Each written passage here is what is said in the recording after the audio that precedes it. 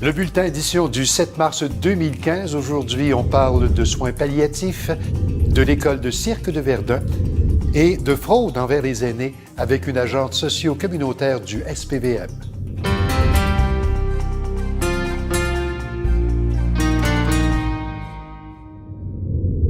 Bienvenue au bulletin, mesdames et messieurs.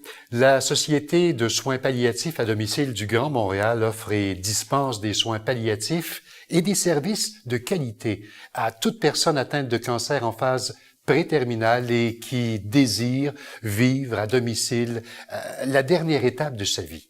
On a avec nous M. Bérard Riverain, il est le directeur général de l'organisme. M. Riverain, bonjour. Bonjour, M. Pelletier.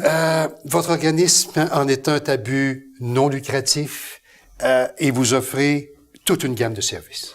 Oui, notre organisme va avoir même 45 ans bientôt. En 2018, on aura 45 ans d'existence. On a été créé en 73 et on couvre depuis ce temps les territoires de Montréal et de Laval et depuis 3 ans, une partie du territoire de la Rive-Sud de Montréal avec un C3S du territoire de la Montérégie. Alors oui, on couvre tous les services de soins palliatifs qu'on peut obtenir ou qu'on peut donner par le biais d'une organisation de soins de santé. On travaille beaucoup avec les établissements publics de santé parce que c'est eux, en grande partie, qui réfèrent la clientèle qu'on dessert. Alors, ils nous réfèrent à peu près 95% de toute la clientèle que nous desservons, dont le nombre est à peu près 1400 malades patients par année. Et on donne évidemment toute la gamme de services qu'il faut, autant les services cliniques, les services psychologiques, les services de bénévolat, les services de préposés aux soins d'hygiène, de confort et tout. Mais qui dispense ces services? C'est du personnel infirmier. D'abord, on travaille avec des médecins traitants, des médecins qui couvrent les soins à domicile ou des médecins traitants dans les établissements, dans les CLSC ou les C3S.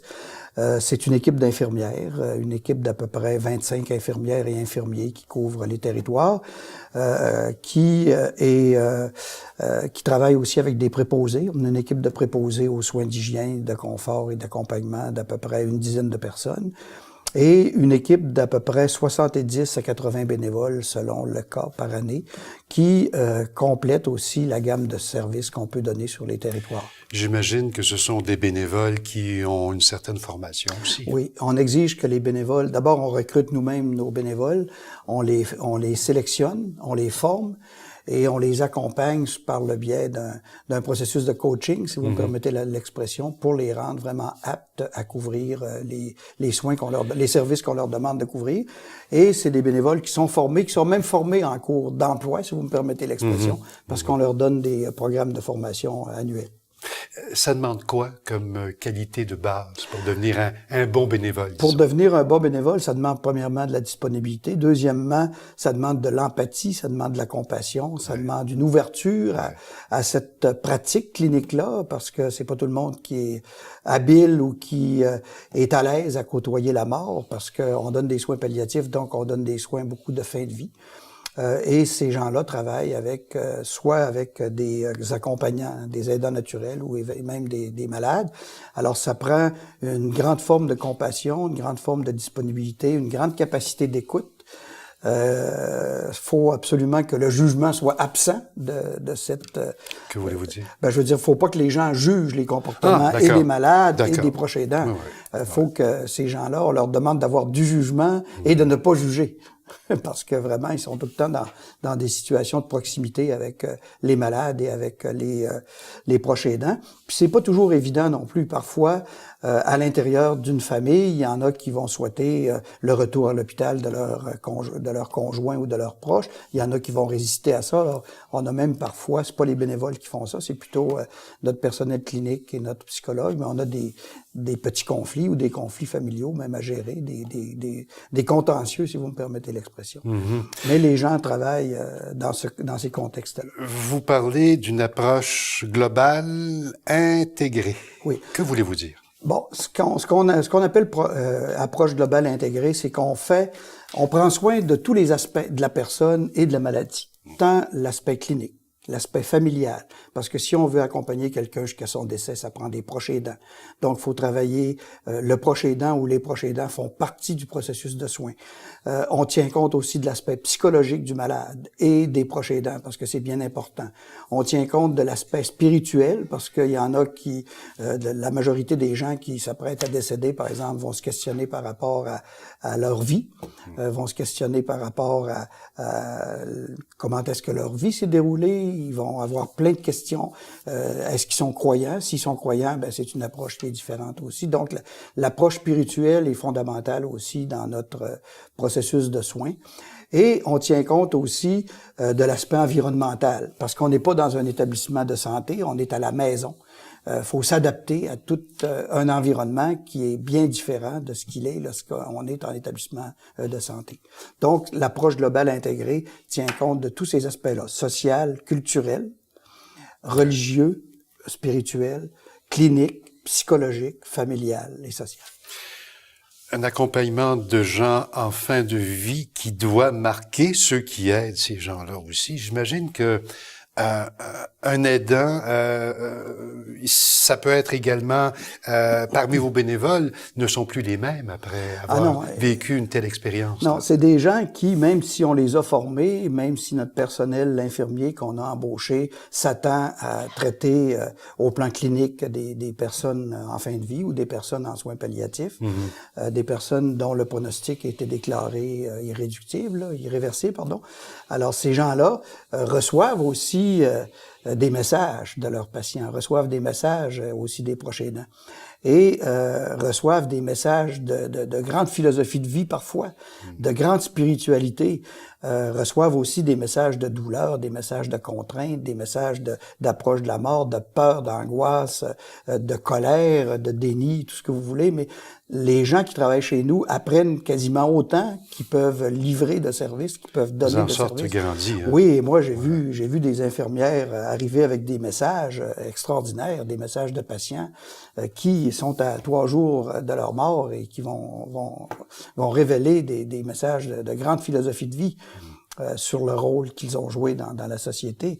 Je vois par contre aussi des infirmiers, des infirmières qui arrivent la larme à l'œil parce qu'ils ont pris soin de quelqu'un pendant parce que veut pas, Monsieur Riverain, il y a un attachement qui se crée, qu'il y ait un lien d'1 mois, 2 mois, 6 mois ou 1 an.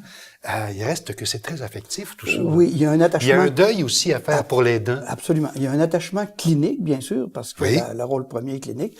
Il y a un attachement émotif ou affectif, parce que ces gens-là, écoute, quand ils traitent quelqu'un, la même personne, pendant 6 mois, il y a un degré d'attachement qui se crée, c'est bien entendu. Il y a aussi, oui, comme vous le dites, il y a des deuils que ces gens-là font quand... Et vous savez, le plus grand deuil que les gens font, la plus grande peine qu'ils ont, mes cliniciens, mes cliniciennes, c'est le sentiment d'échec parce qu'ils prennent ça personnel parfois, le sentiment d'échec quand le patient a voulu décéder à la maison et qu'il n'a pas pu. Pour des raisons cliniques, pour des raisons d'épuisement de ses proches. Il n'a pas pu réaliser son souhait. Et parfois, les gens, c'est ce qui les marque le plus dans tout le processus de soins.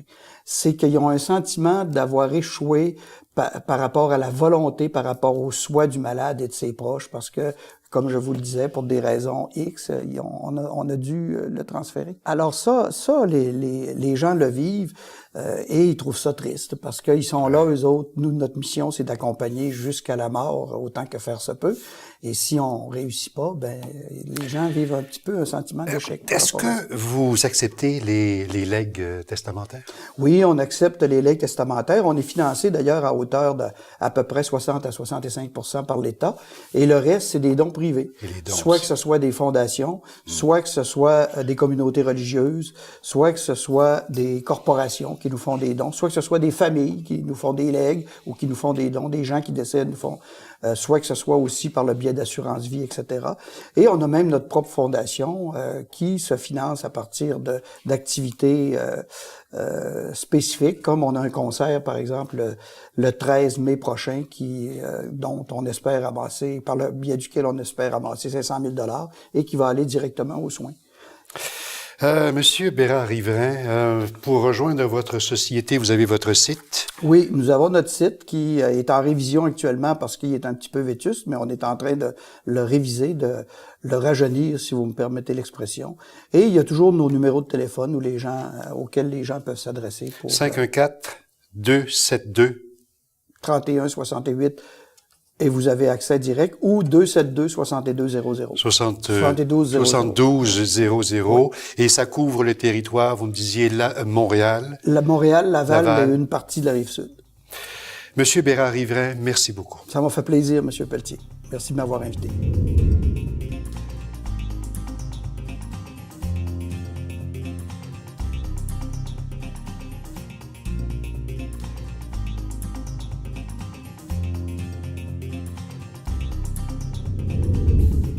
On passe maintenant à votre revue des hebdos de quartier. Dans le Progrès Saint-Léonard, alors que les affaires vont moins bien sur certaines artères commerciales montréalaises, ce n'est pas le cas pour la rue Jean-Talon, qui présente un taux d'inoccupation de 7 %, soit le plus bas de son histoire. Satisfaite de cette donnée, la SDC Jean-Talon-Est estime que son défi à court terme ne réside pas dans le nombre de locaux vacants, mais plutôt dans l'amélioration du secteur. À ce jour, on compte environ 320 commerces sur Jean-Talon, alors qu'on en recensait 270 en 2008. C'est un article de Marie-Pierre Gagné. À la une du Flambeau Mercier Anjou, on peut lire que l'administration Coderre veut renforcer la forêt urbaine. Le développement de la grille du Frêne, qui touche 18 arrondissements sur 19, pousse la métropole à quadrupler ses investissements. Mercier-Hochelaga-Maisonneuve fait partie des 4 arrondissements prioritaires. L'arrondissement, qui compte 7 000 des 200 000 frênes de Montréal, a été touché durement par le parasite. Un article de Nathalie Simon-Claire.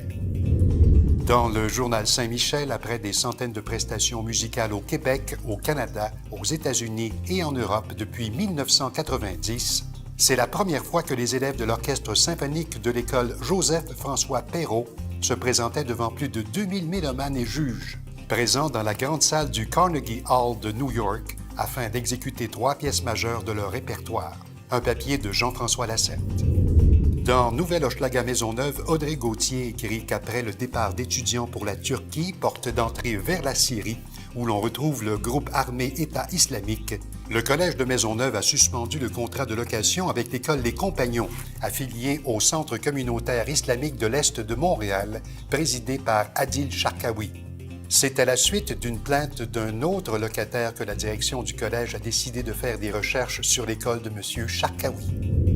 Dans le Progrès Villeray, un autre article d'Audrey Gauthier qui nous apprend que sans entente de financement avec le gouvernement, plusieurs organismes sont forcés de piger dans leurs réserves et même dans les poches de leurs employés afin de maintenir leurs services. Du côté de Villeray dans l'Est, les bénévoles paient eux-mêmes les collations pour les enfants inscrits à l'aide aux devoirs. Pour Parc Extension, 12 projets sont compromis par l'absence de financement de l'ordre de 271 000 $ et près de 13 emplois sont sur la sellette.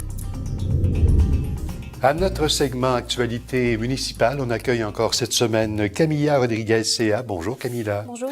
On parle de Poste Canada cette semaine, en particulier la Ville de Montréal qui prévoit se joindre au recours judiciaire intenté contre Poste Canada parce qu'on veut éviter, semble-t-il, la fin de la livraison du courrier à domicile. Exactement. Donc, la Ville de Montréal et d'autres municipalités de l'île, comme Westmount, veulent vraiment éviter cette espèce de transition qui se déroule. Donc, on passe d'un système où est-ce qu'on livre le courrier à domicile jusqu'à la création de boîtes communautaires pour la poste. Donc, veulent vraiment éviter ça et elles se sont joints au syndicat des travailleurs de la Poste, aussi aux associations de personnes à mobilité réduite qui en ce moment veulent aller plaider leur cause devant la Cour fédérale. Mais la question qui me vient à l'esprit, il n'y a pas moyen de régler ça à l'amiable?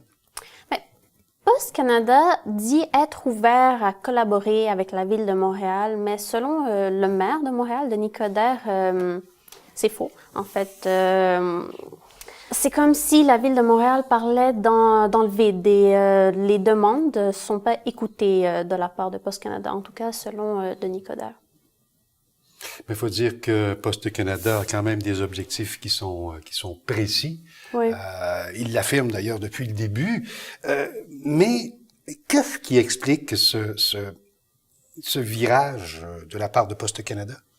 Ben, tout d'abord, il faut savoir que en 2012 et en 2013, ils ont eu un important déficit.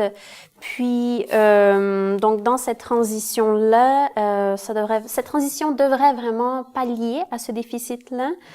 Donc, en 2012, par exemple, il y a eu 1 milliard de lettres qui ont été livrées de moins par rapport à 2006. Donc, on voit que l'achalandage diminue et ça ne peut que se traduire comme des pertes de profit pour Poste Canada. Puis ces derniers affirment que les pertes pourraient aller jusqu'à 1 milliard de dollars par année d'ici 2012. Wow. Wow. Pourquoi des boîtes postales poseraient plus de problèmes dans un milieu urbain comme Montréal? Ben, faut savoir que les principaux opposants à ce genre de projet sont des personnes âgées ou handicapées. Et donc, c'est vraiment difficile, surtout l'hiver, je pense. Il peut y avoir de la glace, il peut y avoir de la neige, il peut y avoir des situations qu'on rencontre pas. De se déplacer vers ces fameuses Exactement. boîtes postales. Puis c'est des situations qu'on rencontre pas quand le courrier est livré directement à domicile, mais c'est important de se rappeler que concernant les logements comme les tours d'habitation, ce genre de choses-là, où est-ce qu'il y a déjà une espèce de boîte communautaire pour le courrier, c'est-à-dire à la porte de l'édifice. Donc pour ces habitants, pour cette personne-là, il n'y aura pas de changement. Ben, écoutez, vous allez suivre le dossier et puis vous nous faites rapport aussitôt qu'il y a du nouveau là-dedans. Absolument. Merci beaucoup, Camilla. Merci. Le 9 mars 2005, le gouvernement du Québec et la Ville de Montréal annoncent le classement du Mont-Royal au patrimoine québécois. La montagne a dorénavant le statut d'arrondissement historique et naturel. Lors de son deuxième voyage en 1535, Jacques Cartier monta sur la montagne qu'il nomma Mont-Royal, en l'honneur du roi de France, François Ier. En 1643, Paul de Chemédé, sieur de Maisonneuve, y érigea une croix pour remercier Dieu d'avoir épargné la colonie d'une inondation.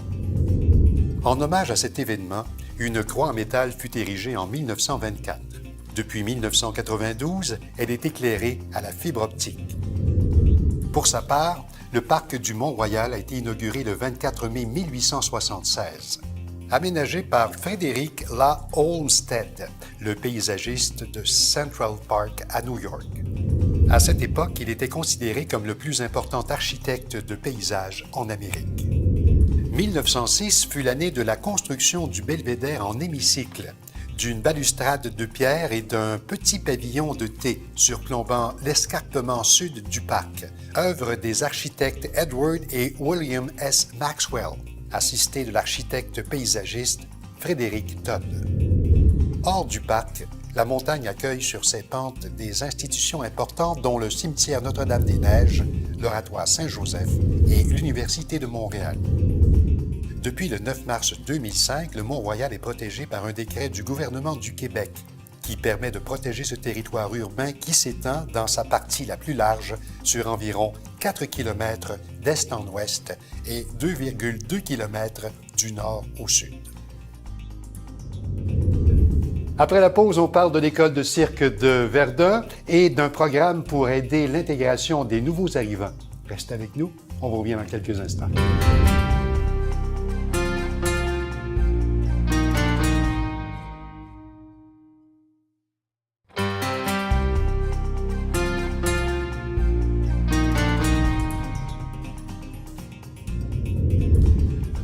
De retour au bulletin, l'école de cirque de Verdun offre la possibilité d'acquérir une formation complète en technique de cirque dans un contexte récréatif, non compétitif.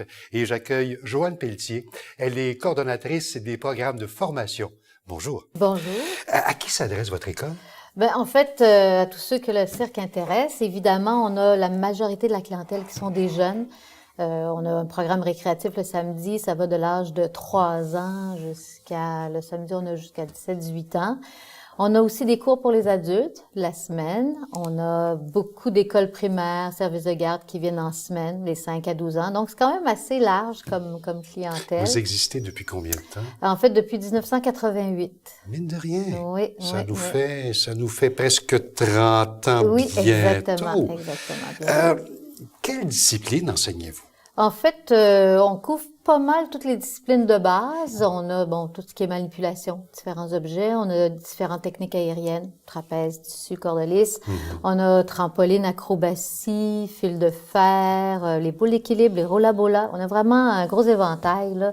Et les enfants, dans les cours de base, touchent un peu à toutes ces disciplines-là. Les enfants de quel âge à quel âge, à peu près? Tous les enfants niveau primaire, là, comme je vous dis, on commence à 3 ans, puis même à 3 ans, avec les parents, ils vont Qu'est-ce faire que vous leur apprenez à 3 ans? Ben, ils apprivoisent, oui, apprivoisent chacun de ces appareils-là, et même qu'avec leurs parents, que ce soit la mère ou le père, ils ont la possibilité de faire main à main, faire des choses vraiment, vraiment amusantes, là.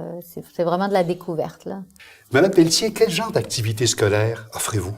Ben, on a en fait, c'est les services de garde et les écoles primaires, les enseignants qui peuvent justement réserver, puis c'est des sorties normalement d'une journée. On a quelques écoles parfois qui vont nous demander de faire plus qu'une journée, 3 jours. Puis au bout du 3 jours, bien, il y a la possibilité de faire une petite présentation, là. Donc, c'est vraiment 4 heures, une initiation de base. Puis, ben, c'est sûr que l'été, on a les camps de jour, là, pour les 5 à 12 ans, là. Votre volet pour adultes, maintenant?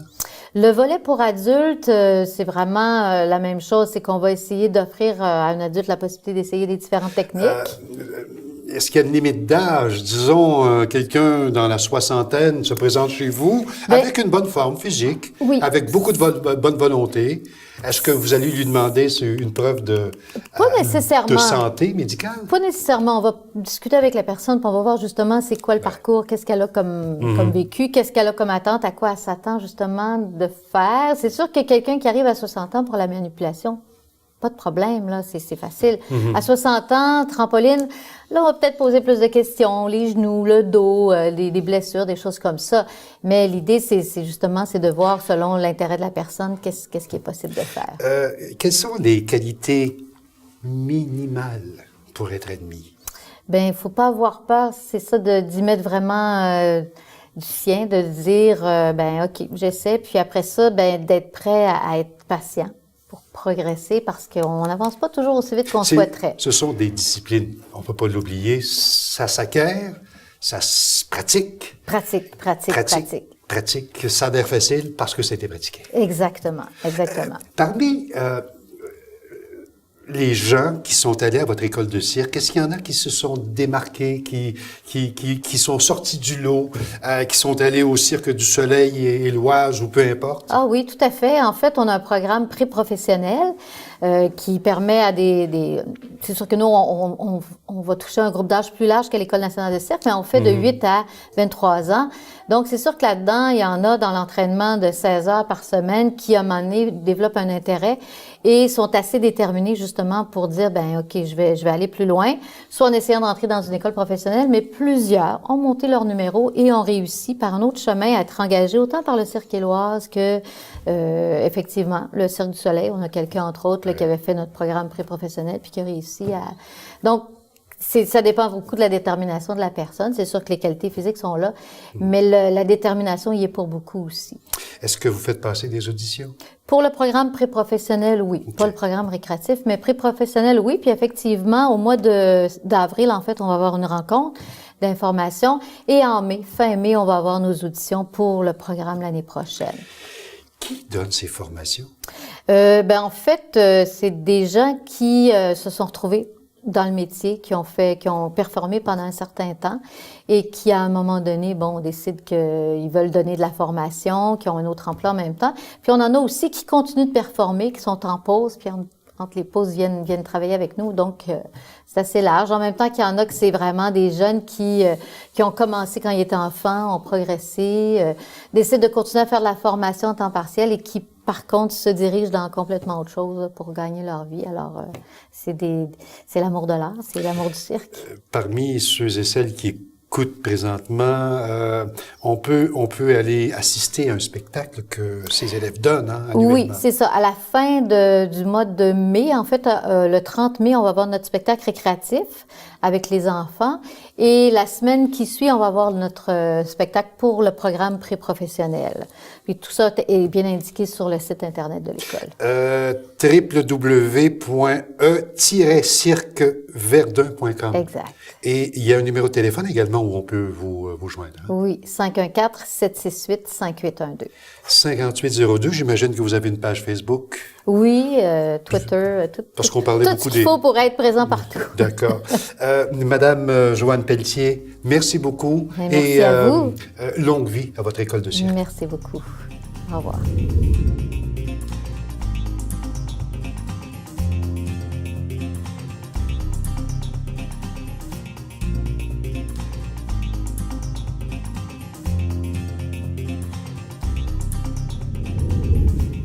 Le projet Femmes Relais a pour objectif de créer les conditions favorables à l'amélioration des conditions de vie des communautés ethnoculturelles. C'est un projet qui vise aussi à créer des passerelles entre les familles immigrantes et les ressources communautaires, également les ressources institutionnelles. Et l'heure est maintenant au bilan. Et pour nous en parler, Véronica Islas, elle est coordonnatrice au CRIC, Centre-Sud. Bonjour, Madame Islas. Bonjour. D'abord, précisez-nous un peu la mission du CRIC. Juste pour le bénéfice des téléspectateurs, le CRIC, c'est le carrefour de ressources en interculturel. Oui, bon, en effet, les CRIC existent depuis 15 ans. On travaille à Ville-Marie et davantage dans les quartiers centre-sud. Et en fait, notre mission, c'est de faciliter le rapprochement interculturel par la création des outils qui sont faits pour et par les résidentes des organismes communautaires du quartier Centre-Sud. En 2013-2014, le projet Femmes Relais, c'est un projet qui a permis à plus de 225 familles de 33 nationalités différentes d'être référées vers les différentes ressources communautaires et publiques dont elles avaient besoin. Et comment est né ce projet? Mais en fait, le projet est né en France, mais en France, c'est l'État qui prend charge de ces projets-là. Mais ce sont comme les femmes relais, mettons, sont des travailleuses de l'État. Mm-hmm. Puis en fait, eux autres, ils font les ponts entre les nouveaux arrivants et les différentes ressources, les institutions, ils soutiennent les personnes. Et en fait, à Montréal, le premier quartier qui a lancé un projet similaire était le quartier de Saint-Michel. Mm-hmm. Puis le Centre-Sud, depuis plusieurs années, on est en train de vivre une constante augmentation du nombre de personnes issues des communautés culturelles. Et en fait, le Centre-Sud et les CRIC se sont inspirés du projet de Saint-Michel afin de faciliter l'accès aux ressources et la bonne intégration de ces personnes nouvellement arrivées dans les quartiers. Est-ce que ces femmes relais sont des bénévoles?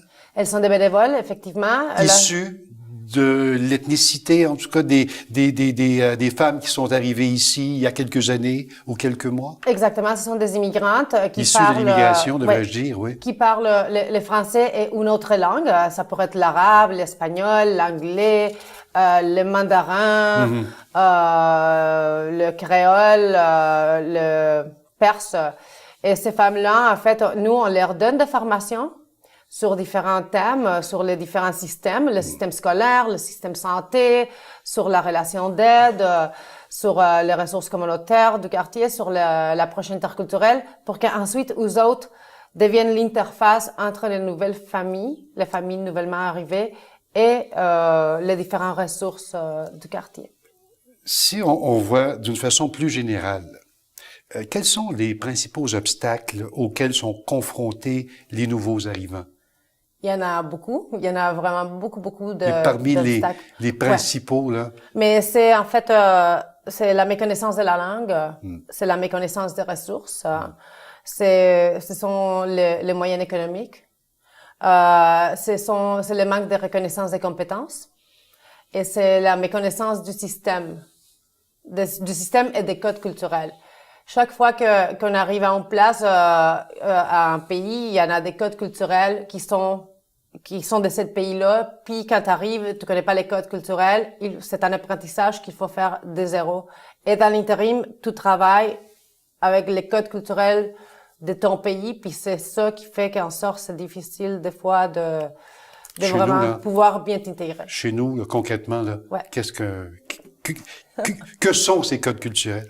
Oh my God, mais il y en a beaucoup, par exemple, si on parle par exemple de l'emploi, parce qu'il y en a des codes culturels de partout, là, mais si on parle de l'emploi, en fait, au Québec, il y en a un renforcement positif, par exemple. Donc, des fois, tu vas voir des Français de la France qui vont dire, oh, je suis allée en entrevue de travail, puis ça s'est super bien été, je pense qu'on va me prendre, etc. Puis après ça, non. Puis aux autres, ils comprennent pas parce qu'ici, le renforcement, il est positif. C'est-à-dire, oui, ça va être avec un beau sourire, tandis que en France, le renforcement est négatif. Donc, les codes culturels ne sont pas les mêmes, puis ça crée des mécompréhensions. Ces fameuses femmes relais vont aider à mieux identifier Exactement. et à mieux passer la barrière. Hein. Oui, puis à mieux expliquer aux nouveaux arrivants ce sont quoi les codes culturels d'ici, puis ça, c'est pas comme... c'est pas en science exacte, là, évidemment, mais il n'y a pas de manuel pour pouvoir comme apprendre les codes Par exemple, culturels. pour l'école, c'est quoi? Mais pour l'école, c'est même le système. Le système même est méconnu des personnes. Toute la partie démocratique reliée à l'école ici, elle est tout à fait différente de plusieurs pays. Il y a des parents dans leur pays, il y a des parents qui sont habitués à rentrer à l'école, à rentrer à la salle de classe, etc. Il y a une implication des parents plus approfondie. Ici, tu laisses l'enfant dehors, à la porte, puis l'école va prendre en charge. Là. Donc, c'est toute une façon de fonctionner, quoi, qu'il faut réapprendre, puis te réinvestir autrement. Vous avez déposé au CRIC un mémoire au gouvernement par rapport à son projet de politique publique. C'est vers une nouvelle politique québécoise en matière d'immigration, de diversité et d'inclusion. Quels sont vos constats et quelles sont vos recommandations? Oui, mais en fait, nous, on constate on constate plusieurs choses. C'est vraiment un plan qui est meilleur que l'ancien plan, quand même. Mais on constate que des fois, les programmes du ministère ne répondent pas nécessairement aux besoins plus locaux. Donc, on leur demande quand même d'avoir une certaine souplesse, puis de reconnaître et financer des projets communautaires qui sont vraiment ancrés dans le territoire et dans les besoins plus locaux. Numéro 1, on leur demande aussi de tenir en compte toute la question des codes culturels, qui est vraiment une question qui va au-delà des autres priorités. Par exemple, des fois, nous, on voit que l'emploi est vu comme une façon d'intégrer les nouveaux arrivants, mais la compréhension des codes culturels est un préalable à l'employabilité. Quelqu'un qui ne sait pas nécessairement comment communiquer avec un employeur, qui ne connaissent pas c'est quoi les rapports à l'autorité ici ou le travail en équipe, ne pourra pas nécessairement bien s'intégrer. Donc, on a mis tout cela en valeur, entre autres. Il y a le laboratoire de recherche en relations interculturelles de l'Université de Montréal, le LABRI, qui a évalué le projet Femmes Relais. Et quelles sont les grandes lignes de son rapport? Mais en fait, les grandes lignes, ils ont évalué deux choses. Ils ont évalué la partie des femmes, puis les impacts sur les femmes qui ont participé au projet et l'impact sur les familles. Ouais. Ils ont constaté quand même que les femmes ont appris vraiment à mieux connaître tous les codes culturels du Québec, puis que leur façon de voir la société québécoise, en fait, était tout à fait différente à la fin du projet, parce qu'au départ, elles pensaient que la société québécoise était plutôt fermée. Mais une fois qu'ils ont appris à mieux connaître les codes culturels, ils se sont rendus compte qu'elle était plutôt ouverte si tu connaissais les bonnes clés. Est-ce que ce projet sera reconduit? En fait, on essaie de faire notre mieux là, pour qu'il soit reconduit. Mais en ce moment, on est en train de... On parle beaucoup d'austérité, il y a le budget ça qui va tomber, puis pourrait advenir bien des choses. Là. C'est ça, on attend Mais en principe, vous avez le financement, vous poursuivez? Absolument. Il nous manque juste un petit morceau, puis on est en attente de ce morceau-là pour relancer les projets. On a déjà, en fait, 18 femmes en liste d'attente pour participer au projet. Écoutez... Comment on fait pour vous rejoindre? En fait, vous contactez les CRIC au 514-525-2778 ou bien aller jasser avec nous sur notre page Facebook, le CRIC Centre-Sud sur Facebook, ou aller visiter le site internet www.criccentre-sud.org. Véronica Islas, merci beaucoup Merci à vous de nous avoir invités. À bientôt. À bientôt. Après la pause, nos conseils citoyens.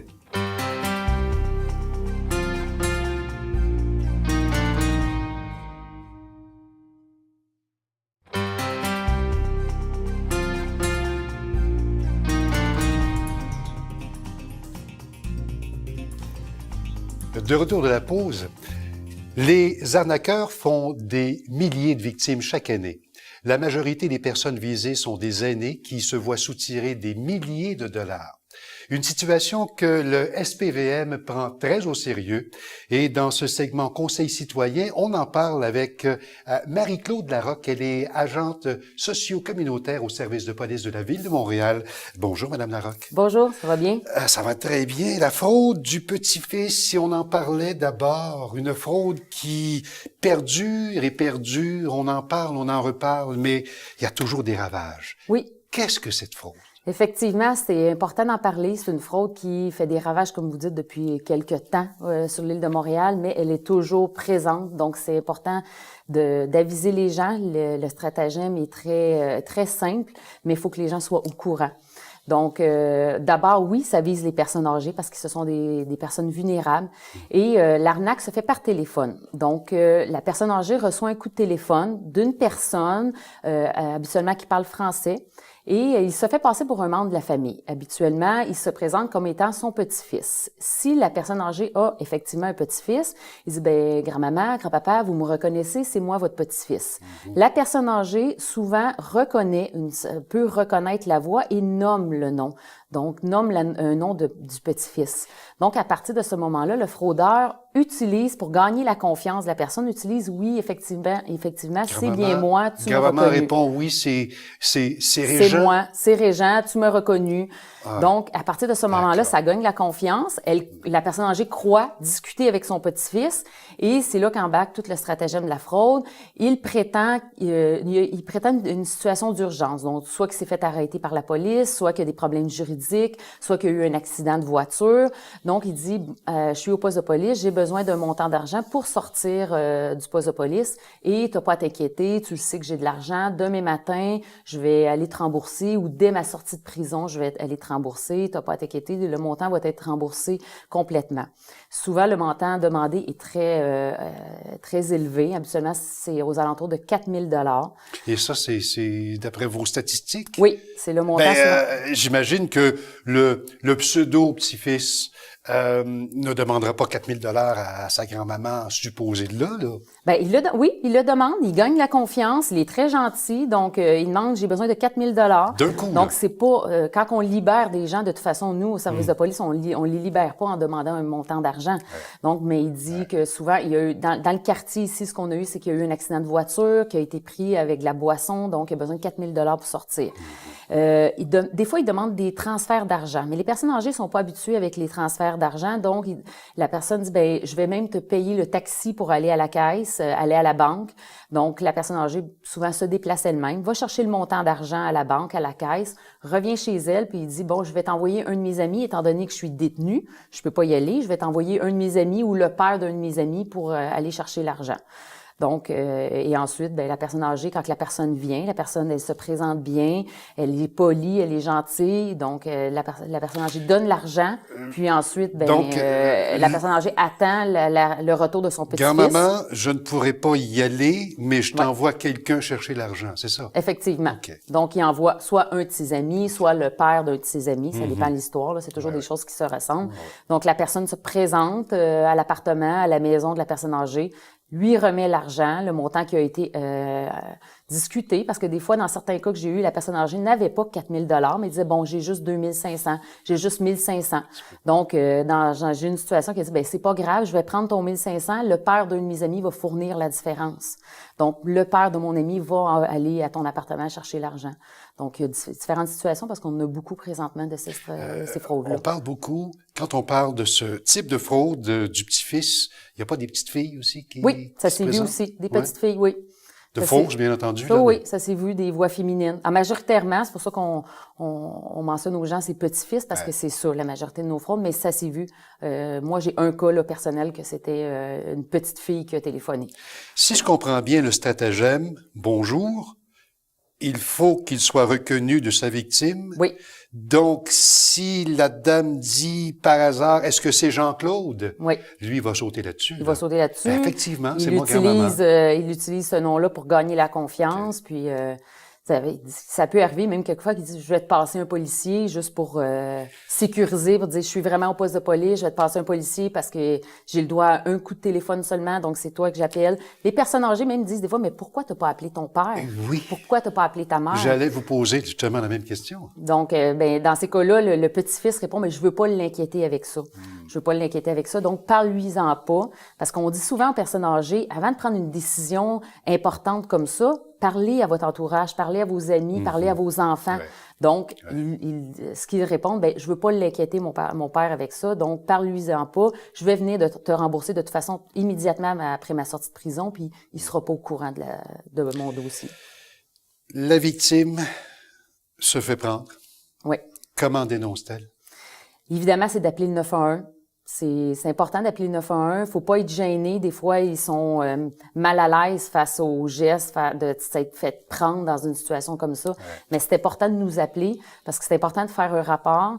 C'est un stratagème, comme je vous ai dit, qui est sur l'île de Montréal au complet. Donc, on a des enquêteurs assignés pour ces dossiers-là. Donc, on a fait des arrestations aussi. Mais évidemment, la fraude, elle continue. Mais il faut le dénoncer d'abord aux policiers. Pour qu'on puisse entamer une enquête. Il y a des caméras qu'on peut aller chercher, il y a des descriptions physiques aussi qu'on va prendre. Hein. Les gens qui se présentent à l'appartement, ils sont pas déguisés, on peut avoir leur description physique, donc on fait des liens.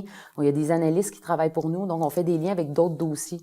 Donc, c'est des enquêtes qu'on n'arrête pas les gens dans les médias, mais il y a des enquêtes qu'on peut les arrêter dans les semaines et les mois qui suivent. Donc, c'est important de le dénoncer, de ne pas rester avec Vous avez d'ailleurs au SPVM une documentation que vous avez fait expressément sur la fraude. Oui. On parle de cette fraude-là à du petit-fils. Il y a d'autres types de fraude également. Oui.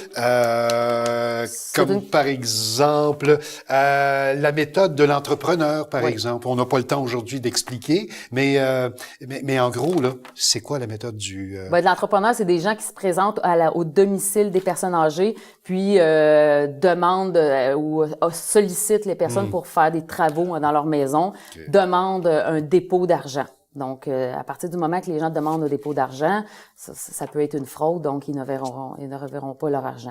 Cette campagne de sensibilisation-là, elle est faite sur l'île au complet.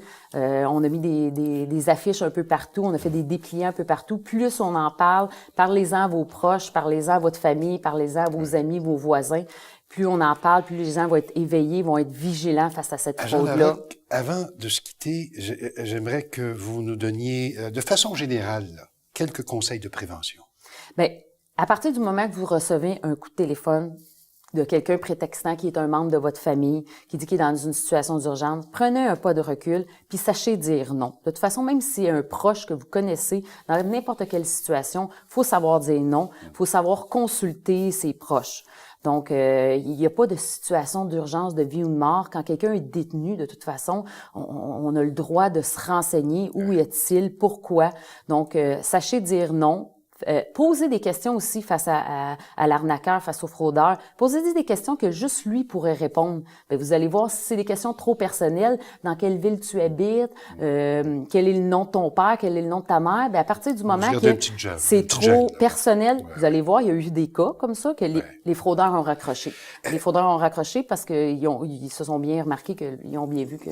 L'hameçon n'a pas passé, là. C'est ça. Si quelqu'un se fait prendre par ce genre de stratagème, peut toujours faire le 911? Le 911, oui. Les policiers vont se déplacer. Ils peuvent aller au poste de police aussi. L'important, c'est de le dénoncer. Parce que nous, on envoie tous les dossiers à la section fraude. Il y a une concentration qui est ouverte. Il y a des policiers enquêteurs qui sont assignés à ces dossiers-là. Il y a des analystes qui travaillent spécifiquement à ces dossiers-là. Donc, on a des personnes qui ont été identifiées. On est conscient que la fraude, elle continue. Mais c'est en les dénonçant qu'on fait des liens entre tous puis qui nous permet de faire des arrestations. Il faut que cette fraude-là arrête, là. Puis, Agent Marie-Claude Larocque, vous continuez sur le terrain. C'est ce genre d'intervention que vous faites jour après jour. Vous allez vers les gens, vous les mettez en confiance. Oui. Quand vous avez mis en confiance l'animateur qui est devant vous. Agent Marie-Claude Larocque, merci beaucoup de votre présence. Merci beaucoup. On s'en va au babillard communautaire. Le service bénévole d'entraide d'Anjou organise une clinique d'impôt les jeudis 12, 19 et 26 mars à la résidence des Jardins Châteauneuf. Cette clinique s'adresse aux personnes âgées de 55 ans et plus, résidant d'Anjou et dont le revenu ne dépasse pas pour une personne seule 25 000 $ et pour un couple 30 000 $. Une réservation est obligatoire au 514-351-2517. Le programme d'accompagnement aux devoirs Trampoline des YMCA du Québec recherche des bénévoles qui pourront offrir aux enfants de 6 à 12 ans une aide aux devoirs et un encadrement soutenu. Les bénévoles doivent être disponibles de 3 à 5 heures par semaine. Contactez Carla Kirsch au 514-271-3437, poste 4225. Les jardins collectifs de Bouffaction de Rosemont sont à la recherche de jardiniers. Les personnes intéressées par le jardinage écologique, une expérience en groupe et qui souhaitent manger des légumes frais sont les bienvenus et peuvent contacter Dominique ou Julie chez Bouffaction de Rosemont au 514-523-2460, poste 226. Les séances d'information auront lieu à la fin du mois de mars et au début du mois d'avril. La Grande Bibliothèque invite les 13 ans et moins à découvrir sa collection de jeux vidéo le jeudi 19 mars de 18h30 à 20h. Du plaisir garanti pour tous les joueurs, quel que soit leur goût et leur expérience. La participation à cette activité est gratuite. La Grande Bibliothèque est située à proximité du métro Berry-UQAM. Le Centre d'histoire de Montréal fait découvrir à ses visiteurs comment l'histoire des citoyens qui ont habité et qui habitent encore Montréal a façonné l'environnement urbain et défini l'identité de la métropole. Aménagé dans une ancienne caserne de pompiers, le centre est situé au 335 place Diouville dans le Vieux-Montréal et est ouvert du mercredi au dimanche de 10h à 17h. Pour plus de détails, composez le 514-872-3207. Le Musée des Beaux-Arts de Montréal offre l'entrée gratuite pour la majorité de ses collections et ce en tout temps. Les seules expositions payantes sont les collections temporaires. Le musée offre régulièrement des visites guidées, des projections de films, des colloques et des conférences, toujours sans frais. Il est situé au 1380 Sherbrooke-Ouest. C'est entre les stations de métro Peel et Guy-Concordia. Voilà qui complète ce bulletin, mesdames et messieurs. Vous pouvez revoir cette émission sur notre site tcftv.ca et nous sommes également présents sur les réseaux sociaux, notamment Facebook. À la semaine prochaine.